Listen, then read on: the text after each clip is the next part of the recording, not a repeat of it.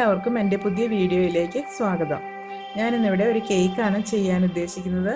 Cake tin കാണുമ്പോൾ തന്നെ എല്ലാവർക്കും മനസ്സിലായി കാണും. അത് നമുക്ക് ആദ്യം തന്നെ കേക്ക് ടിന്നിൽ ബട്ടർ പേപ്പർ വെച്ച് കൊടുക്കാം. ഇതിനു മുമ്പുള്ള എൻ്റെ വീഡിയോകളിൽ എങ്ങനെയാണ് കേക്ക് ടിന്നിൽ ബട്ടർ പേപ്പർ വയ്ക്കണമെന്ന് ഞാൻ കാണിച്ചിട്ടുണ്ട്. അതെല്ലാവരും ഒന്ന് കാണുക. അതിന് കാണാത്തവർക്ക് വേണ്ടി ഞാൻ ഒരിക്കൽ കൂടി ഒന്നുകൂടി ഇതിനകത്ത് കാണിക്കാം. കേക്ക് ടിന്നിൻ്റെ അളവിൽ നമുക്ക് പേപ്പർ വെട്ടിയെടുക്കാം. വെട്ടിയെടുത്തതിന് ശേഷം അല്പം ഓയിൽ സ്പ്രെഡ് ചെയ്തിട്ട് നമുക്കത് പാകത്തിന് വെച്ച് കൊടുക്കണം. ഈ കേക്കിന് ഒരു പ്രത്യേകത കൂടിയുണ്ട്. നമ്മൾ ചെയ്യാൻ പോകുന്ന ഈ കേക്കിന് ഇതിൽ നമ്മൾ ബീറ്ററോ ഓവനോ എഗ്ഗോ ഒന്നും തന്നെ യൂസ് ചെയ്തിട്ടില്ല, മിൽക്കും യൂസ് ചെയ്തിട്ടില്ല.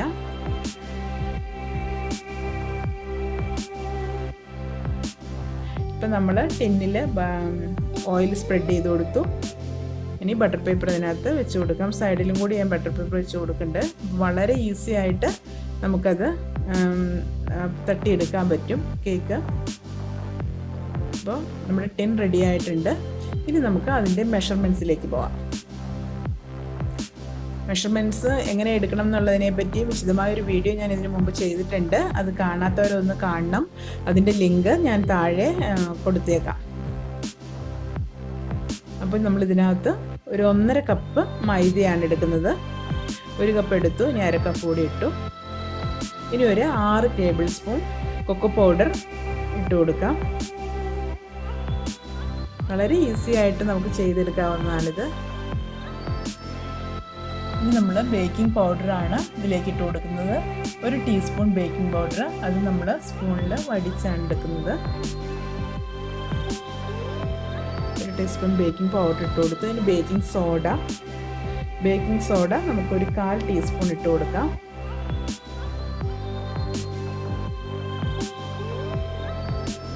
മെഷർമെൻറ്റ് എടുക്കുമ്പോൾ എപ്പോഴും ഇതിൽ കറക്റ്റ് ആയിരിക്കണം. ഇനി നമുക്ക് ഇത് നല്ലതുപോലെ ഒന്ന് അരിച്ചു കൊടുക്കാം.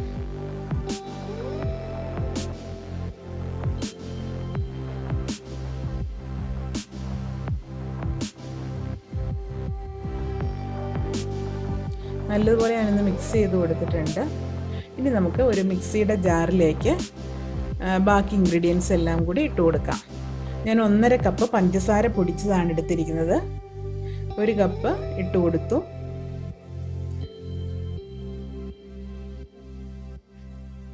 ഇതിൻ്റെ അടിയിൽ അല്പം ഇരിപ്പുണ്ട്, അത് നമുക്ക് അതുകൂടി അങ്ങ് ഇട്ട് കൊടുക്കാം.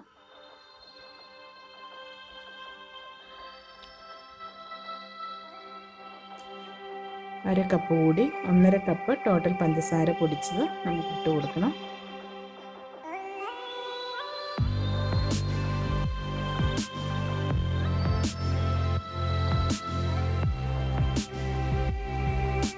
ഇനി ഓയിലാണ് നമ്മൾ എടുത്തിരിക്കുന്നത്. ഓയിൽ 100 ml ആണ് എടുത്തിരിക്കുന്നത്. നമ്മൾ അര കപ്പാണ് എടുത്തിരിക്കുന്നത്. അതിൽ അല്പം കൂടി താഴെയാണ് ഓയിൽ എടുത്തേക്കുന്നത്.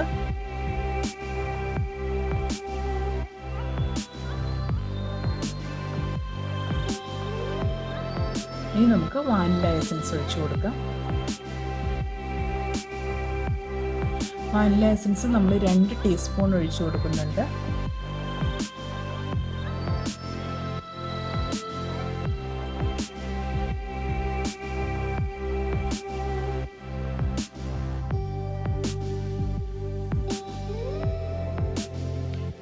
രണ്ട് ടീസ്പൂൺ വാനില എസൻസ് വേണം.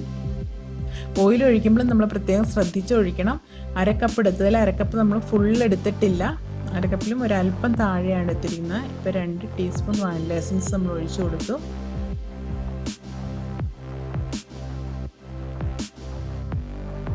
ഇനി നമ്മളതിനകത്തേക്ക് വിനാഗിരിയാണ് ഒഴിച്ചിരിക്കുന്നത്.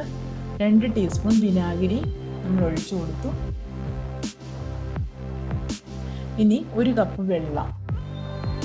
1 കപ്പ് എന്ന് പറഞ്ഞാൽ നമ്മളിത് 200 ml വെള്ളമേ ഇതിനകത്തുള്ളൂ. 1 കപ്പിലും അല്പം താഴെ, നമ്മൾ ഓയിൽ എടുത്തതുപോലെ തന്നെയാണ് വെള്ളം എടുത്തിരിക്കുന്നത്. 1 കപ്പിലും അല്പം താഴെ, ഏകദേശം 200 ml ആണ് നമ്മൾ എടുത്തിരിക്കുന്നത്. ഇനി ഇതിലേക്ക് നമുക്ക് instant coffee powder 1 teaspoon add ചെയ്യാം. അപ്പം ഞാനത് ബ്രൂവിൻ്റെ ഒരു സാഷയാണ് എടുത്തിരിക്കുന്നത്. അത് മുഴുവനും ഞാനങ്ങ് ഇട്ട് കൊടുക്കുകയാണ്.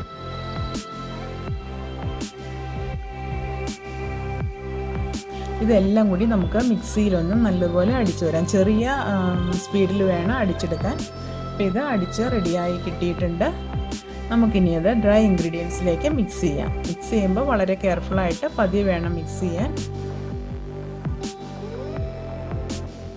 കട്ടയൊന്നും ഇല്ലാതെ ആവുന്നത് വരെ നമ്മൾ മിക്സ് ചെയ്യണം. കുറച്ച് ബാറ്റർ ഒഴിച്ച് നമുക്ക് മിക്സ് ചെയ്തെടുക്കാം.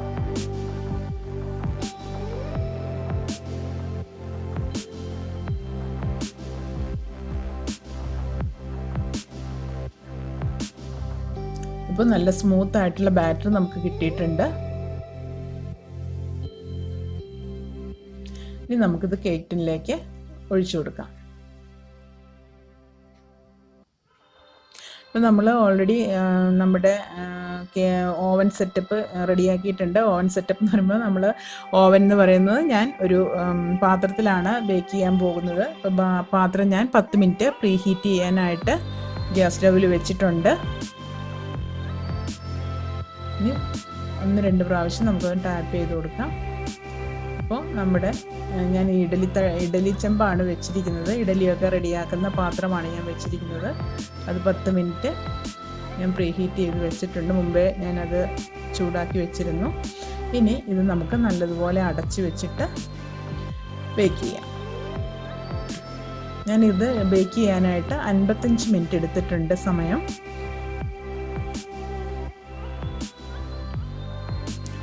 നല്ലതുപോലെ കേക്കിൻ്റെ ഒരു മണം വന്നതിന് ശേഷം മാത്രമേ നിങ്ങൾ തുറക്കാവുള്ളൂ. ചിലർക്ക് കൂടുതൽ സമയം വേണമെങ്കിൽ അത് ഒരു 5-10 മിനിറ്റ് കൂടുതൽ സമയം ചിലപ്പോൾ വേണ്ടി വന്നേക്കും.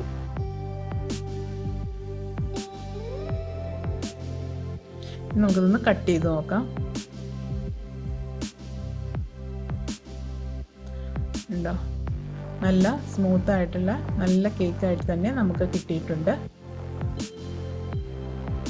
ബേക്ക് ചെയ്യുമ്പോൾ എപ്പോഴും നമ്മൾ മീഡിയം ഫ്ലെയിമിൽ തന്നെ ഇട്ട് ബേക്ക് ചെയ്യണം. നമുക്ക് കേക്ക് ഡെക്കറേറ്റ് ചെയ്ത് കൊടുക്കാം. കേക്ക് ഡെക്കറേറ്റ് ചെയ്യുന്ന 2-3 വീഡിയോ ഞാൻ ഇട്ടിട്ടുണ്ട്. അതുകൊണ്ട് ഞാൻ ഫുള്ളായിട്ട് ഡീറ്റെയിൽഡായിട്ട് കാണിക്കുന്നില്ല. കാണാത്തവർ ആ വീഡിയോസൊക്കെ ഒന്ന് കാണുക.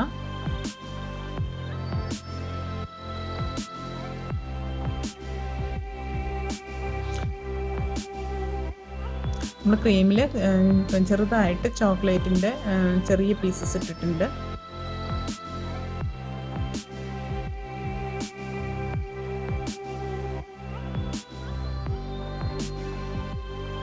ചെറിയ ഷുഗർ ബോൾസ് ഇട്ട് കൊടുക്കുകയാണ്. അപ്പോൾ നമ്മുടെ കേക്ക് ഇവിടെ റെഡി ആയിട്ടുണ്ട്. 2-3 ചോക്ലേറ്റ് ഇവിടെ ഞാൻ വെച്ച് കൊടുത്തു.